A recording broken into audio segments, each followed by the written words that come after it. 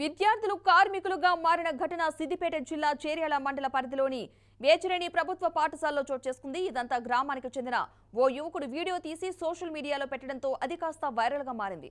విద్యాబుద్ధులు చెప్పాల్సిన ఉపాధ్యాయులు పాఠశాలలో జరుగుతున్న నిర్మాణ పనులకు పనిచేయాలని ఆదేశించడంతో పాఠశాల బయట నుండి తట్టలతో ఇసుకను మోశారు. దీంతో ఉపాధ్యాయుల తీరుపై తల్లిదండ్రులు అసహనం వ్యక్తం చేస్తున్నారు.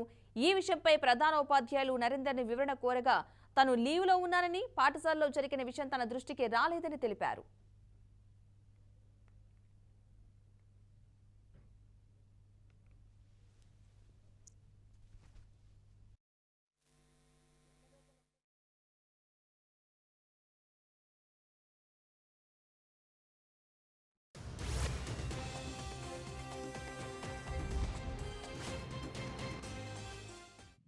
నా పేరు ఎస్కే యాసినుద్దీన్, ఏఐఎస్ఎఫ్ చేర్యాల మండల సెక్రటరీ.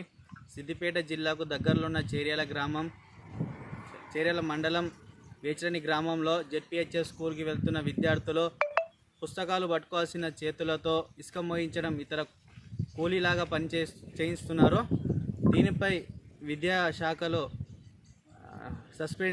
సార్లపైన చర్యలు తీసుకోవాలి, సార్లను సస్పెండ్ చేయాలి.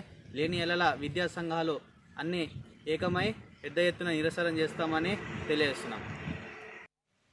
ఇతర స్కూళ్ళలో ఏ స్కూల్లో కానీ ఇలాంటి పనులు రిపీట్ కాకుండా అరికట్టాలని మేమందరం డిమాండ్ చేస్తున్నాం. విద్యాశాఖలో వీళ్ళందరూ దీనిపైన చర్యలు తీసుకోవాలి మేమందరం తెలుపుతున్నాం.